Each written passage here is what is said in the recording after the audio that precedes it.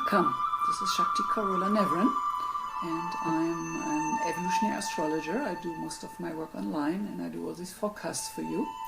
So today we're gonna look into the coming week and look at what is actualized, what celestial forces are in the forefront. And I always try to crystallize the weekly forecast into some concrete action steps you can take. And it's a little bit philosophical, talking about a general theme. And then I do the daily 1-minute forecast where I talk about where the moon is in that day and what connections the moon makes. So it's like the weekly forecast is kind of the overall picture, and then I do the daily for attunement. I just heard from a very dear friend that she sits every morning with her cup of tea or coffee, I forgot, and listens to my 1-minute daily forecast and prepares herself for the day. So I felt very happy about that. I think it's a wonderful way to start the day.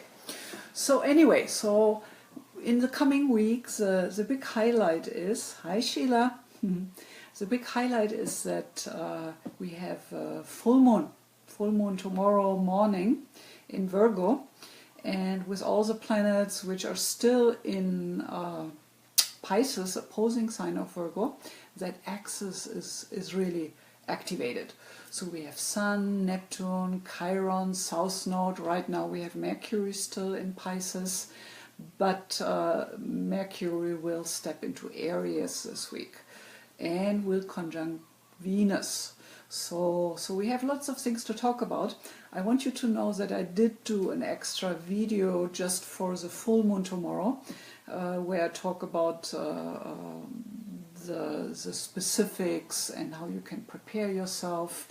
And today I'm going to talk a little bit about that, but from a different angle. So there will be no repetition for you if you follow me and listen to different forecasts.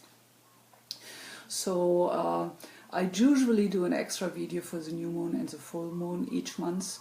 So the best is, if you like my approach, if you sign up for my newsletter, then I can keep you in the loop with the longer videos. And for the 1 minute, you either find me on Instagram or on this Facebook page where this live presentation runs. Okay, so pursuing happiness, that's the overall theme I want to discuss and inspire you to think about, and then of course take action if you can. So the Dalai Lama once said, the purpose of life is happiness, believe it or not. He even wrote a book about it, what's it called? The Art of Happiness. So I have been really fortunate to meet with the Dalai Lama twice in my lifetime, and I consider it a big blessing. And I just love this humility and wisdom and his smile and yeah, I think we're very gifted that we still have Dalai Lama, even if he says he won't come back in that role. So yeah, that might be a nice thing to think about this week, is how can we achieve happiness, this elusive state of well-being. And that's why I'm going to talk about it, because Virgo is all about well-being. What can we do in order to balance ourselves physically, mentally, emotionally? And on that journey, Virgos usually get very skillful in certain areas. So they become body workers, healers, doctors, nurses, coaches, teachers. So these are all different ways how we can serve something bigger than us. And that is the opposition of Pisces. Pisces is all concerned about that bigger wisdom perspective. And if you have been following my forecast, Sheila, you have. So you have heard me talk about the wave in the ocean as a very strong and beautiful metaphor for we each are a wave in the infinite, in all that is. And our suffering and our pain is when we don't realize that. And that's usually what waking up is about. Enlightenment is realizing, yes, you're an individual wave, but you're so much more than that. You're part of all that is. You are the ocean. So many enlightened teachers over the history have been killed when they said, I'm God. But it came from that perspective. I call it the ocean perspective, that yes, we are an individual spark, an individual wave in the ocean, but simultaneously we are part of something so much bigger. And whenever we are just identified with the top of the wave, we are in a state of separation, and it's a very narrow and tight view into the world, which is available from that. So I want to discuss all these different ways we can tap into that experience of happiness. And I'm not talking about pleasure. Pleasure is very different than happiness, even if it might correlate with it or pull in the same direction. For example, pleasure, I think, is just something physical. You can have a massage and it can be pleasurable, but it can also actually make you happy. So there is a connection. But my sense is that happiness really connects us with the ocean, with something deeper, something more real than our ego perspective. So physically, what creates the experience of happiness in our body, we actually have a hormone for that. It's called oxytocin, and it's a happy hormone. And I want to discuss today different ways how we can activate that, and there have been done research about it, but a lot of things are kind of obvious. So one thing we can do is walk in nature, go out, be in the park or in untouched nature. We have a wonderful bamboo forest here up country in Hawaii. It's a wonderful place to walk. And just being in nature kind of opens us up, balances the brain hemispheres, helps us settling down into something bigger again. So nature connects us with that sense of connection, and therefore can take us out of that sense of separation. So nature is very powerful. Here on Maui we have the ocean. So the ocean is a place we can swim or we can surf, and I have many friends who go surf every day. It's really part of how they manage themselves and how they thrive. So you can imagine if you surf a wave, you have to be very concentrated and rooted in the moment when that is happening. So again, what that does, it connects you to the ocean. So you tap into a bigger field. So being in the ocean, you connect with the ocean consciousness, which also is funny because Pisces is ruled by Neptune. Neptune is looked at the god of the ocean. So do you recognize this theme here? So hanging out with a good friend, with a girlfriend, that will create oxytocin. Getting a hug will create a sense of well-being and connection and stimulate that production. So I used to have many years ago, I had a friend who said, we need 10 hugs a day to be emotionally balanced. And I doubt that most of us get to 10 hugs a day. But when I'm out and about, I'm really working on it. I love that sense of connection, that kind of heart to heart. I'm not a big fan of kissing on the mouth, but hugging thing is a nice way to connect and have that moment of merging of the energies. So animals, sitting with your cat, walking your dog, sitting with your dog, playing with your dog, doing something with your animals, that's a way to raise your oxytocin and to have that sense of happiness and relaxation. And I believe cats and dogs are really good teachers in that arena, because they're really in the moment, they're present, and they're very relaxed about things. So all they know is eat, play, walk. That's pretty much it, right? So we can learn from a cat in that, getting comfortable and hanging out and enjoying ourselves. So animals, I think, are really in the general picture very, very helpful to keep us sane and balanced, and we would live in a much more murderous and violent world if we wouldn't have those animals to help us balance and to teach us just through their presence. Mm-hmm. So what else? Being creative and enjoying the achievements coming out of that. So you have heard me talk about whenever we are connected from the top of our wave to the ocean consciousness, that this is where inspiration comes in. This is where guidance comes in. This is where we tap into the overall creativity, all that is thought forms, energies, spirit guides, I mean all kinds of stuff we can connect with to get inspired and uplifted. And when we engage in any kind of creative adventures, dancing, playing music, painting, whatever it is, there is always that relaxation, that tapping into something bigger.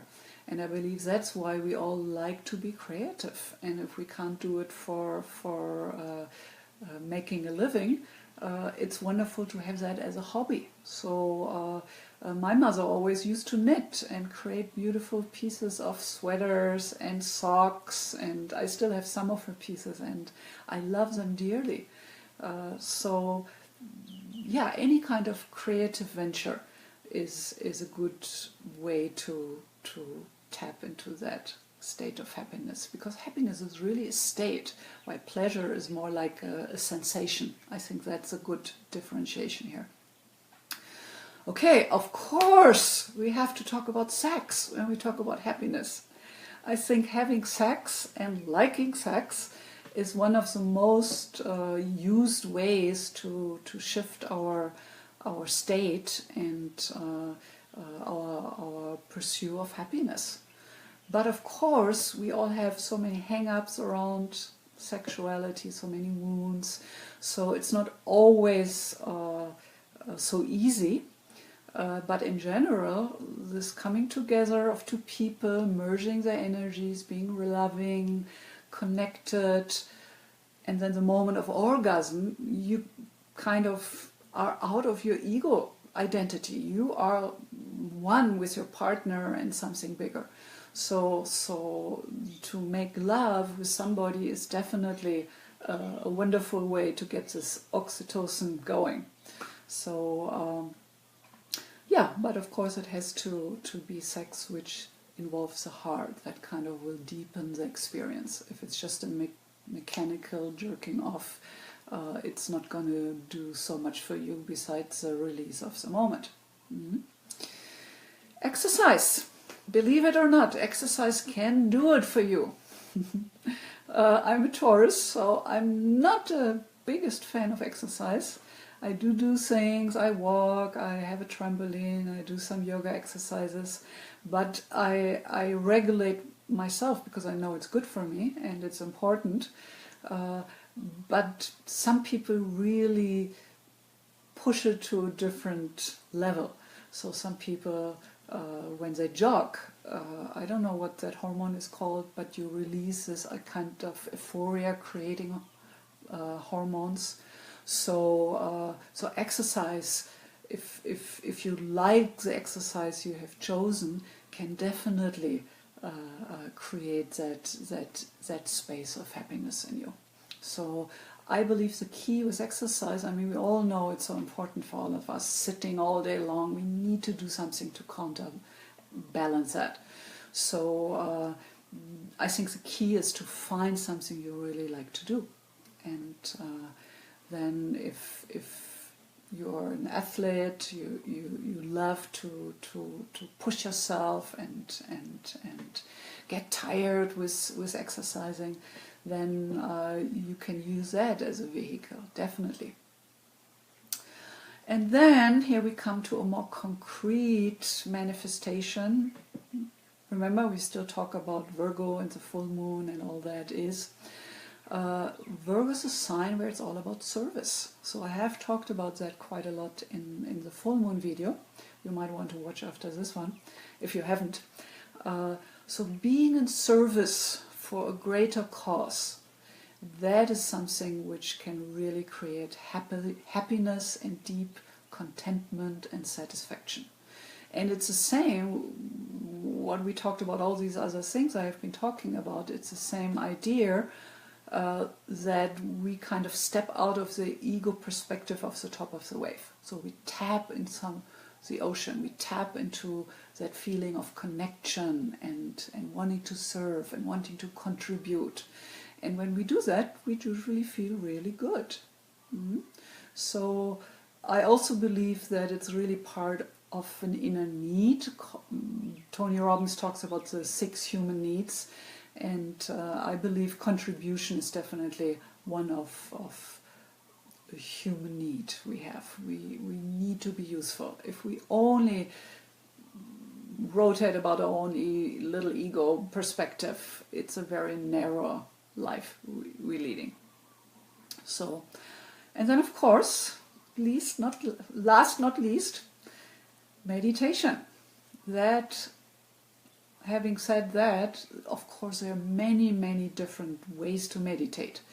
And most of the time for us Westerners, it's kind of hard, because the moment we sit down, with having been on all the gadgets and interacting so strongly from our mind all day long, mainly from the left brain, so when we sit down and try to meditate, it's often really hard to even get to that place of deeper relaxation and tapping into the ocean consciousness.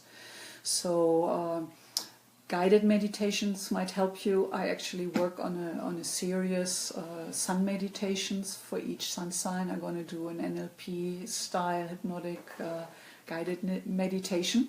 It's going to take a while, but I'm just telling you that guided meditations are a wonderful way to help you, lead you down there. And then any kind of spiritual practice. If you're Buddhist, they give you very specific directions how to meditate. Often when we connect with our breath, that is helpful. And of course the gemstones are very helpful for any kind of meditation, because by definition, through their perfect crystal structure and their kind of material manifestation of a certain light and frequency, and so by putting certain gemstones into our energy field, either by wearing jewelry, then you have it with you all day long, or if you meditate, you bring in those crystals and stones and you put them on your body, maybe correlating with the chakras, and you will find that it's much easier to meditate. It's much easier to slow down and get your brain waves adjusted to into alpha and delta and even theta.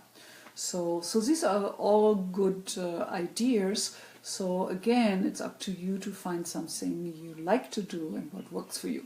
So just play around with different forms. And I had experienced my deepest experiences of ecstasy through meditations. Granted, I was in India as part of a retreat, but I reached into dimensions I couldn't on my own. So retreats, people coming together, meditating in groups, are very powerful to help you to have that experience of connecting with the ocean consciousness, as I call it. Okay, You might know that I'm a gemstone expert. If you have been following me, you do.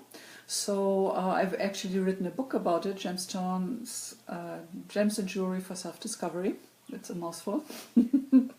Well, the title was made by my publisher, so that's not mine.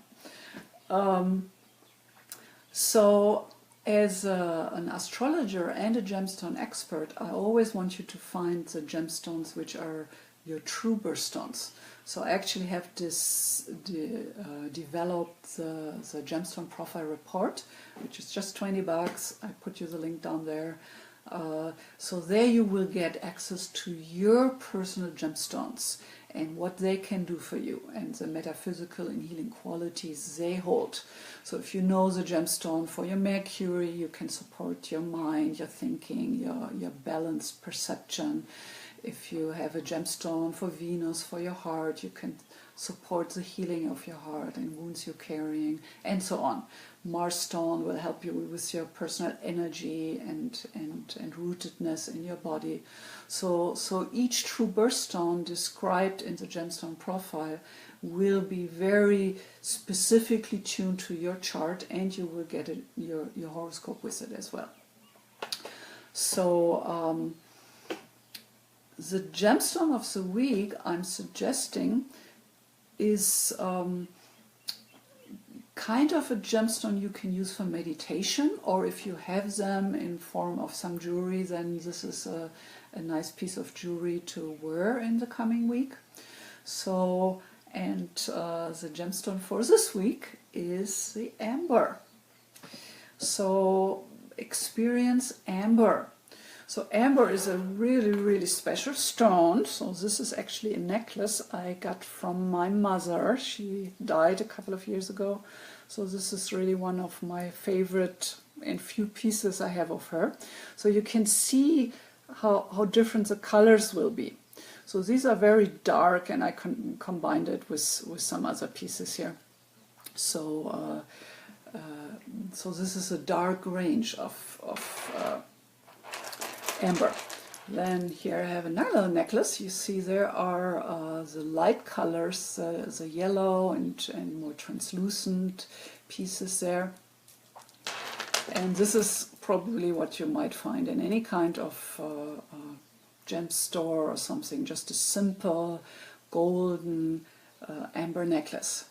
So amber is really light because it's actually not truly a gemstone.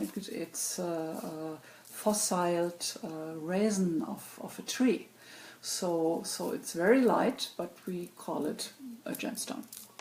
So let me read you a little bit here out of my book.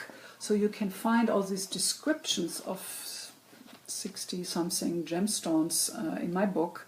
And there I teach you a lot of different aspects between astrology and how to use healing gems. So amber is very special because if you rub it, it will create static electricity. And that ability makes it a healer for the electrical field in and around our body. Amber balances therefore our hormonal, nervous and digestive system. So it connects us to the solar plexus, so here's a connection to the digestive system. By connecting us with the powerful life force energy of the sun, amber brings us vibrant, joyful aliveness. So it's obvious why I chose this gemstone for you this week, huh? So universally, people enjoy spending time in the sun and bathing the body in the life-giving energies. One of the oldest meditation, sun meditation, I call it. Amber also relieves depression by connecting us with our own inner center of sun, of life force, our internal spark of light and energy. So it enhances with the connection to the solar plexus chakra. It enhances personal strengths, creativity, self-expression, and that sense of personal dignity and power. So amber is also a wonderful stone for babies, making them happy and joyful. So in my experience, babies and children, they have a really strong connection to gemstones and crystals, and they're very clear which stone they like and they don't like, and they often start their own little collection. And with babies, it's like they're so open. I would be very careful to just put stones on them. There are two stones I recommend for babies. One is the rose quartz, which you can put under the mattress, and it just will create that field of loving, soft gentleness, and might help with the sleep. And amber. So amber actually in Germany is an old remedy. You give a baby, when it's teething, you give him a big piece of amber, so one it can't swallow, and so it can bite on it, and it will help with the pain of the teething. So I haven't had a baby, so I haven't proven that, but it's a very well-known remedy in Germany, so I thought I add it in here for you. Okay, you guys, so if you have any questions or comments, please, now's the time. Also, if you listen to this later, you can always ask me questions. And what I'm really interested to hear back from you this week is to hear about what makes you happy. Let's start a collection for all of us to see what different vehicle and tools and ways we have to truly experience something which makes us happy. Mm-hmm. So I mentioned in the beginning that Mercury is entering Aries. Mercury is a filter for our intellect, how we perceive the world, how we understand things, how we learn. So Mercury going into the sign of action, of passion, of doing something about what you're passionate about. That means you really want to take some action out of what I presented here today. And I truly believe happiness is really at the core of what we're longing for and what we're searching for. So let's combine our resources here this week. And Sheila, what makes you happy? Alison, what makes you happy? So let me know. Share your experience. And yeah, if you have any other comments or suggestions for me, let me know. I will get back to you. And I'm looking forward to hear from you. And make sure you listen to the full moon video for tomorrow, because it takes a whole different angle than what I was sharing today. And then when the Mercury is conjuncting the Venus next week, that's another deepening into that kind of well-being and sense of heartful sensation of love and kindness. So I think it's a pretty good week coming up there. So I hope you will enjoy. And namaste to all of you. And aloha, as we say on Maui. And I see you shortly.